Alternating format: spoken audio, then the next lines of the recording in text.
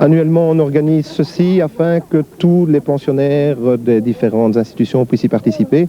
Et pourquoi fait-on une marche? C'est parce que, c'est ce qui me paraît très important, c'est le fait que toute personne, selon son degré de handicap, peut quand même y participer, tant qu'elle sait marcher. Et encore, c'est même pas un must du fait qu'il y a des personnes qui participent en charrette.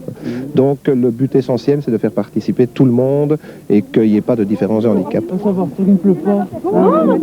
On a commencé il y a une douzaine d'années avec une centaine de personnes. Et cette année, on bat encore un record. On a 1100 handicapés mentaux qui participent à la marche et qui arrivent au centre culturel de Quevaucan, où on fait une après-midi dansante et où les gars peuvent vraiment s'éclater et s'amuser. L'activité sportive n'est pas toujours facile d'accès pour la personne handicapée. Même si la fréquence est en hausse, des difficultés subsistent quand il s'agit de dégager les moyens nécessaires à la mise en œuvre d'une réunion sportive. Les difficultés, c'est d'avoir de l'infrastructure, évidemment. Les salles ne sont pas toujours disponibles. J'ai d'ailleurs la chance de disposer de celles de l'entité de Belleuil ici. Je tiens à les remercier.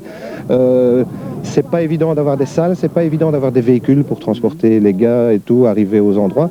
Et obtenir des plannings relativement corrects du fait que quand on arrive à avoir une salle, c'est pas toujours facile d'avoir des éducateurs disponibles et le personnel est parfois restreint dans certaines institutions. Outre ce type d'activité qui ne nécessite pas de savoir-faire particulier, la personne handicapée peut s'exprimer au travers diverses disciplines.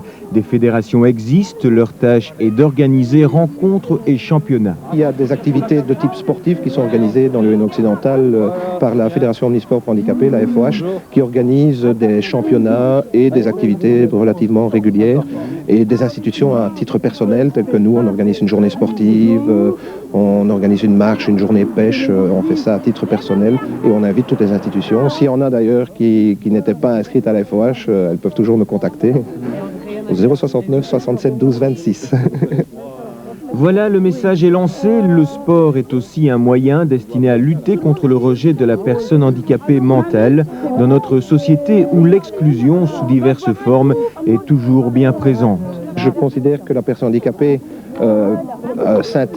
doit s'intégrer normalement dans la société.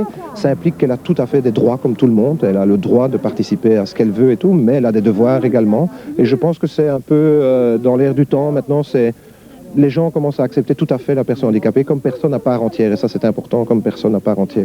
Il y a encore du chemin à faire, j'imagine. Il y a encore beaucoup de chemin à faire, mais je pense que les mœurs évoluent positivement et que les gens acceptent de mieux en mieux.